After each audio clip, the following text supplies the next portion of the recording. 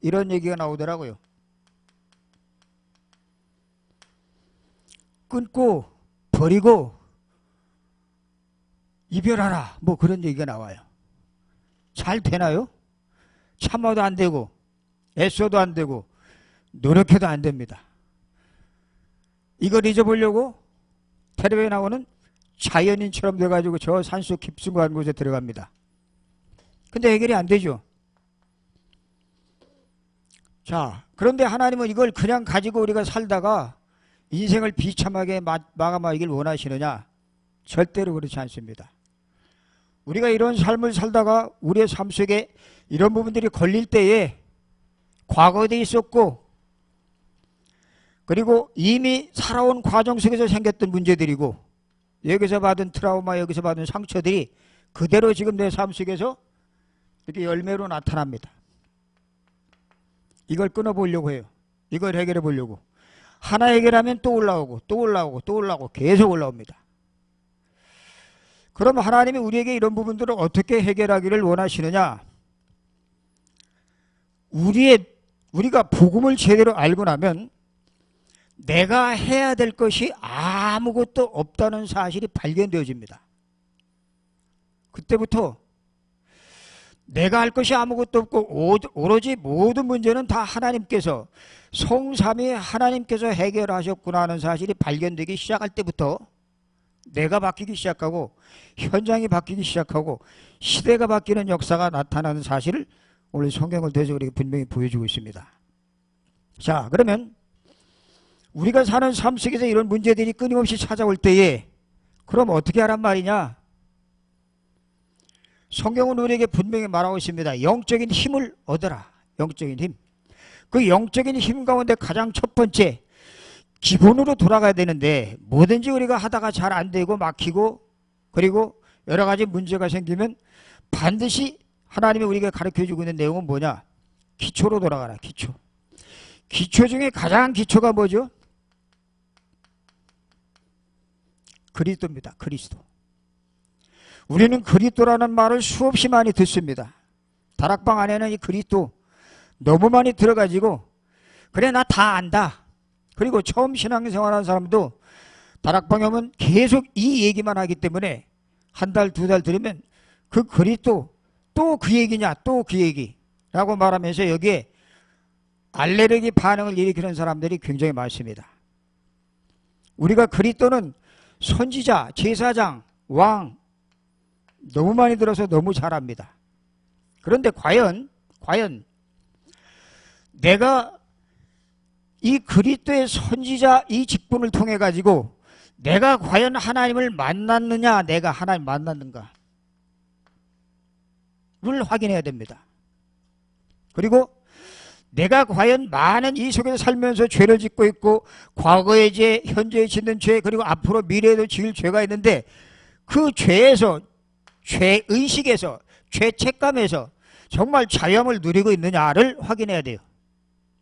그리고 사단은 신앙생활을 열심히 하고 봉사하고 뭐 여러 가지 많은 헌신을 한다고 할지라도 여전히 과거의 것 가지고 지금 또 현재의 그러한 교만함과 나의 의를 가지고 공격하고 있는 그 속에서 내가 이 속에서 과연 해방되었느냐? 이것을 우리는 늘 확인해야 됩니다. 날마다. 근데 우리는 어떻게 생각합니까? 합숙 가서 아니면 1차 훈련 가서 예수가 그리스도라는 사실을 듣고 나서 아, 그리스도는 선지자 제사장 왕이구나. 그렇구나 하고 그걸로 끝나버려요.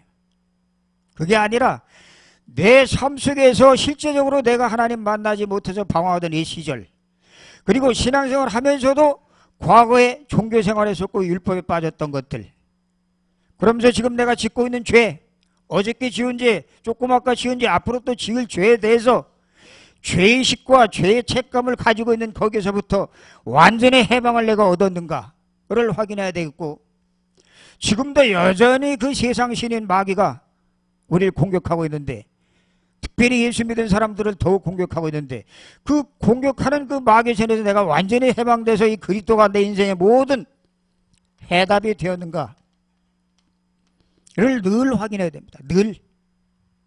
날마다. 요한복음 19장 30절에 다 이루었다 말씀하신 이 말씀이 그냥 단순하게 다 이루었다는 그런 문자적인 어기로 내 속에 박히는 것이 아니라 이런 세세한 부분들 하나하나 이런 세세한 부분들이 과연 내가 이런 부분에서 사실적인 그러한 해답을 얻고 있는가가 확인되지 않으면 그리스도는 지식으로 남게 됩니다. 신앙생활 조금 하다 보면 그리스도에 대해서 듣기 때문에 이걸 2번, 3번 들으면 다 안다라고 말해요. 안다. 나도 안다. 알고 있지만 이것이 내 삶 속에서 실제적으로 성령의 역사에서 내 삶을 변화시키는 그 성령의 역사 속에 들어가지 못한다면 지식이 돼버려요. 지식. 예수님이 베드로에게 마태복음 16장에 보면 베드로가 고백합니다. 주는 그리스도시요 살아계신 하나님의 아들이십니다 라고 고백합니다. 그런데 그 20장 이후에 예수님이 자기가 십자가에 죽으시고 다시 부활할 것을 얘기하니까 베드로가 말합니다. 주여 그리 마옵소서.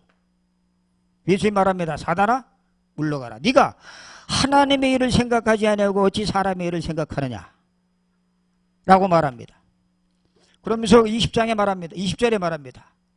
자기가 그리스도인 것을 아무에게도 얘기하지 말라. 분명히 베드로는 주는 그리스도시요 살아계신 하나님의 아들이라는 사실을 고백을 했습니다. 그런데 이 얘기를 하지 말라니 이게 도대체 무슨 얘기예요? 이걸 고백해 놓고도 이 고백이 성령의 역사로 말미암아 고백되었음에도 불구하고 예수님이 십자가에 죽으시고 부활할 것이라는 얘기를 베드로가 들으면서 그렇게 하지 말아달라고 당부하고 있는 내용이 나오고 있습니다. 그리스도는 십자가에서 죽은 죽음, 그 죽음을 통해서 우리의 모든 문제를 해결하셨습니다. 해답이에요. 그러나 더 중요한 것은 우리가 이 그리스도가 그리스도 되려면 이분이 십자가에 죽으시고 부활하신 그 하나님의 능력이 내 속에서 체험되어져야 됩니다. 체험. 우리는 예수 그리스도를 안다고 하면서 어떻게 합니까? 배운 지식으로 그리고 성경 공부한 그것으로 안다고 착각을 하고 있습니다. 주님은 우리에게 묻습니다. 우리가 주님을 아는 것이 아니라 우리 주님이 나를 알기 원하시고 또 내가 우리 주님을 알길 쌍방간의 관계를 소통을 원하고 계십니다. 그런데 우리는 일방적으로 내가 갖고 있는 지식만 가지고 주님을 안다라고 고백할 때가 너무나 많습니다. 이분은 나를 모르는데 나는 이분을 안다라고 얘기하는 것은 바로 이 지식에 머물고 있다는 사실입니다. 이 초대교회 성도들에게 120명의 성도들을 감람산에서 불러놓고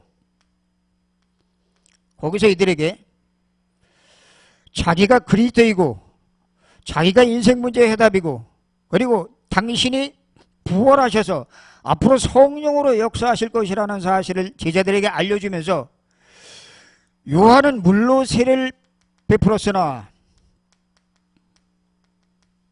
너희는 몇 날이 못되어 성령으로 세례를 받을 것이다 라는 약속의 말씀을 주고 가셨을 때에 그들이 사도행전 1장 14절에 이 약속을 붙잡고 모여서 전혀 기도에 힘쓰는 시간을 가졌던 것을 보게 됩니다.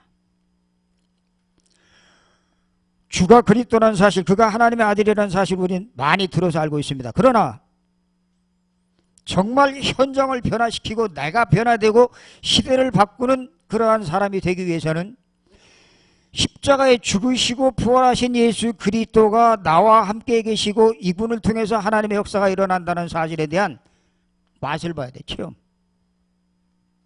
이게 없으면 예전에 교회에서 열심히 하던 봉사하던 헌신하던 이 실력 가지고 우리는 교회 일을 하게 됩니다.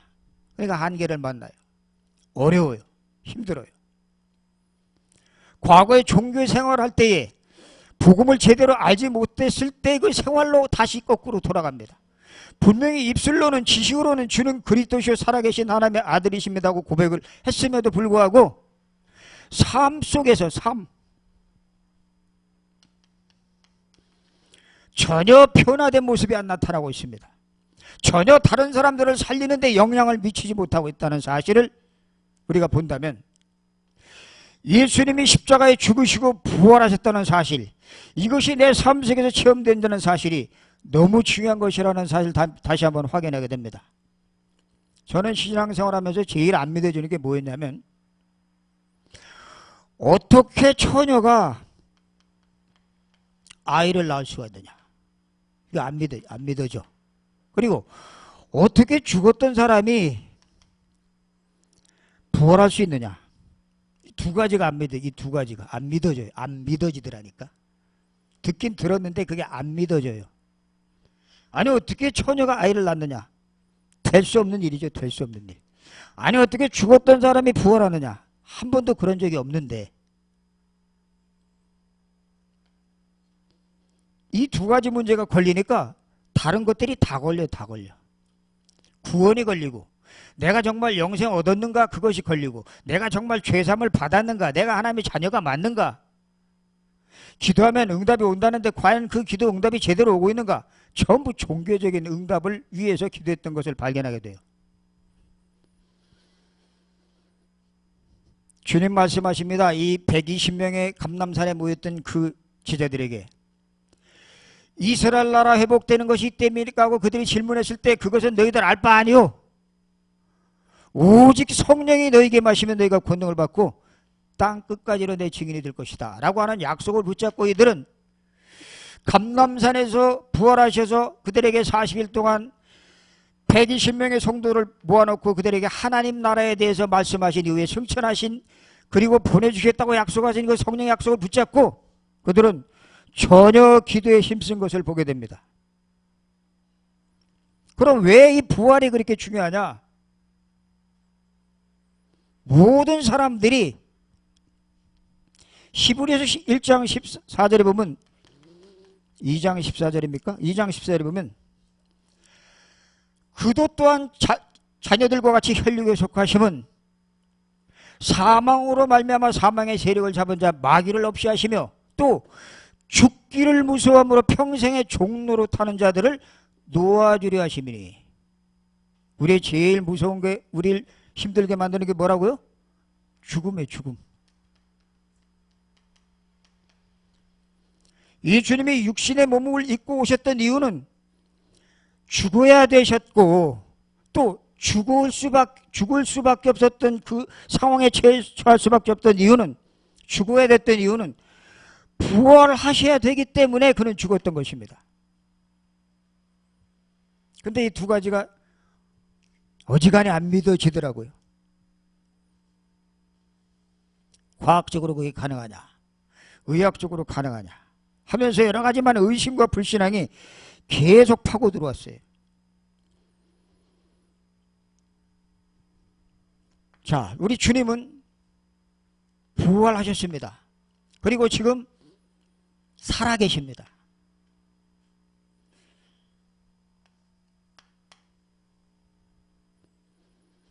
이 부활하시고 살아계신 이 그리스도의 언약을 붙잡고 현장을 변화시킨 이 사람들은 위에서 주시는 성령의 충만함을 받고 그들은 이 언약 속에 들어와서 이 언약을 붙잡고 자신들에게 이 언약 붙잡고 기도할 때 자신들에게 하나님이 두 번째, 세 번째 계속 주시는 계시된 언약을 붙잡고 이걸 전달하기 시작을 했습니다.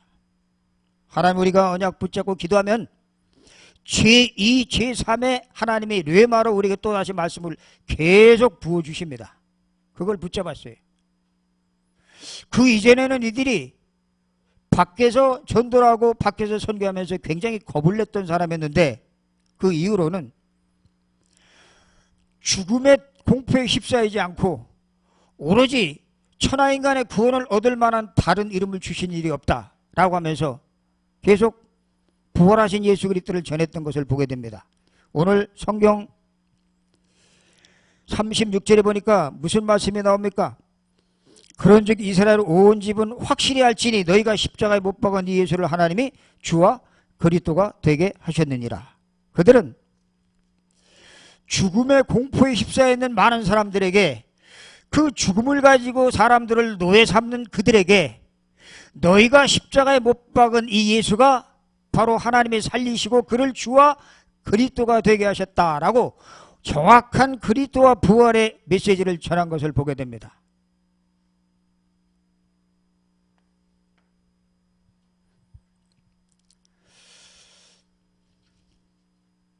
우리 주님은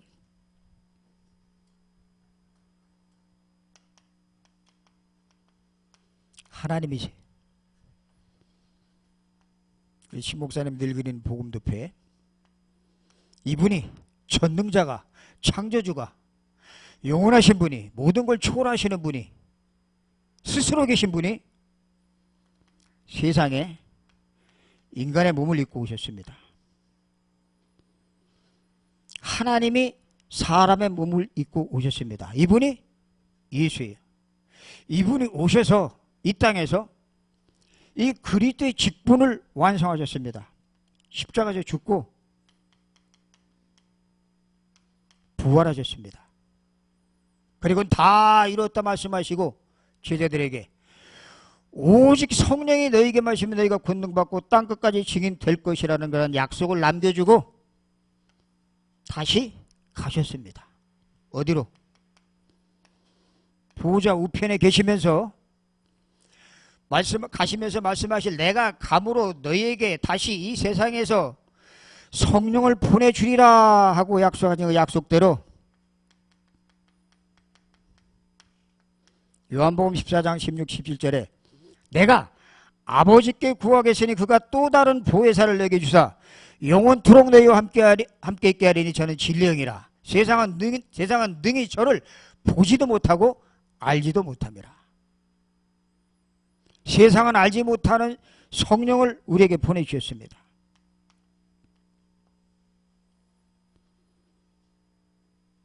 요한복음 16장 28절에 보면 이분이 하신 일이 잘 나옵니다. 내가 아버지께로 나와서 세상에 왔고 이 세상에 온 이 전능하신 분이 십자가에 죽으시고 우리 인간의 모든 문제를 해결하시고 우리를 죽음의 공포에서 건지기 위해서 죽음을 이기신 부활하신 이후에 가시고 내가 아버지께로 나와 세상에 왔고 세상을 떠나 아버지께로 가노라.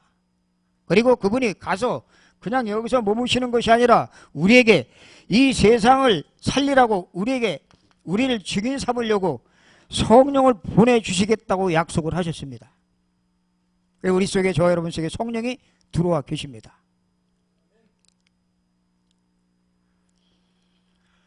고린도전서 15장에 보면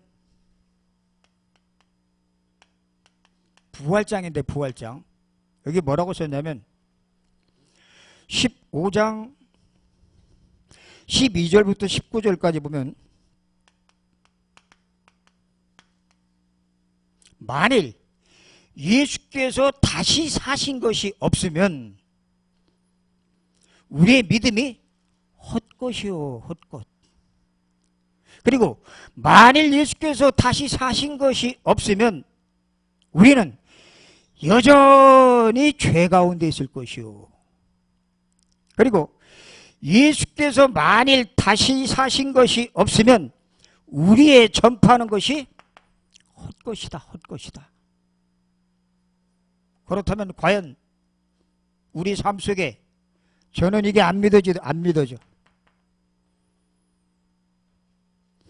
내가 과연 이 부활을 확실히 믿고 이 부활하신 주님이 내 속에 지금 와 계셔서 내 삶 속에서 전혀의 기도에 힘쓸 때 나에게 주신 그러한 하나님이 주시는 말씀의 체험이 있느냐를 우리는 확인해 봐야 됩니다.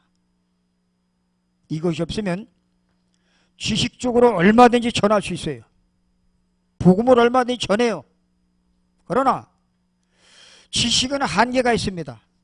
성령을 보내준 이유, 성령을 통해서 세상 지식이 깨달을 수 없고 세상 지식이 알 수 없는 하나님이 주시는, 우리에게 신비하게 주시는 하나님의 형상인 우리에게만 주시는 그러한 신비한 하나님의 계시를 알려주기 위해서 성령이 우리 속에 와 계신 겁니다. 그래서 우리가 해야 될 건 뭐죠? 오늘도 전혀 기도에 힘쓰는, 다시 말하면 집중 속에 들어가는 이 시간이 저와 여러분에게 있어야 할 것입니다. 깊은 기도의 소통이 우리에게 있어야 돼요. 하나님과 깊은 묵상의 시간을 가져야 돼요. 워낙 바쁘게 움직이다 보니까 하나님이 5개월 전부터 6개월 전부터 우리에게 집중할 수 있는 시간표를 주셨어요. 뭘 통해서? 코로나. 얼마나 감사한지 몰라요. 얼마나 하나님께서 귀한 시간을 주셨는지 몰라요.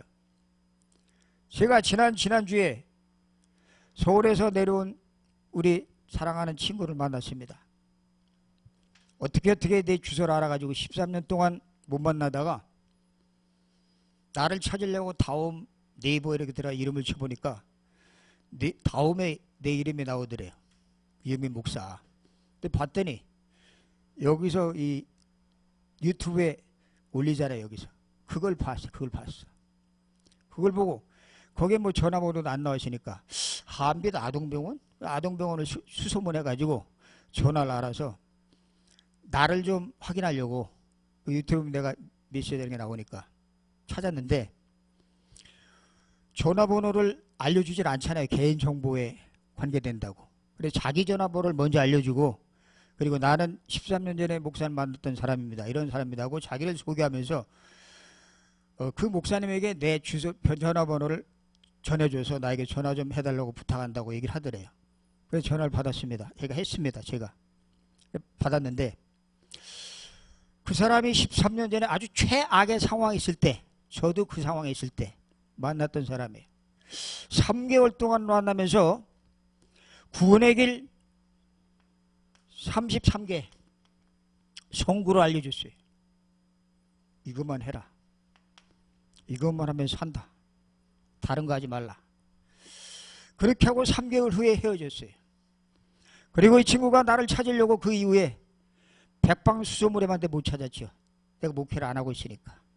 그러다 이렇게 연결이 돼갖고 전화를 받았는데, 지지난 토요일 날 대구로 내려왔더라고요. 만나서 이렇게 얘기를 하는 얘기가, 목사님 그때 저에게 이걸 안 가르쳐 줬으면 저는 여전히 종교 생활에 빠질 뻔했습니다 라고 얘기를 해요.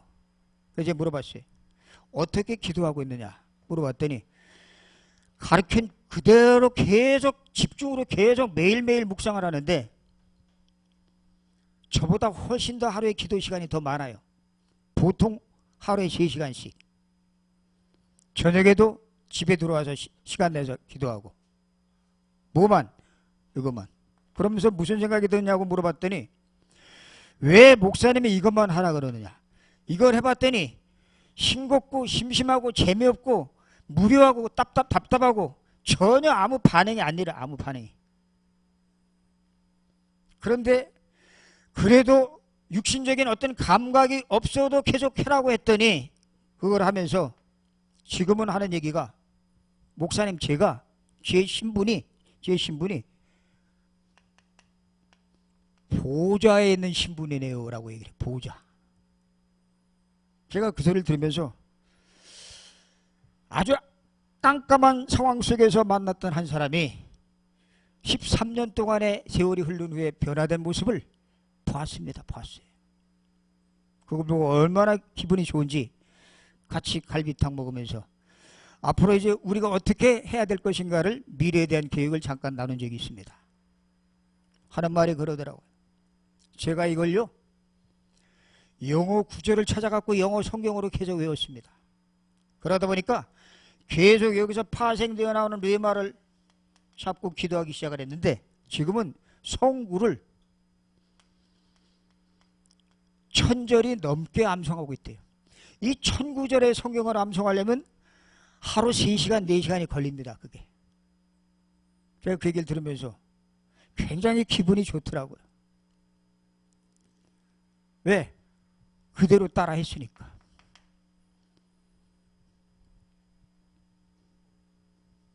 우리가 앞으로 해야 될 일입니다.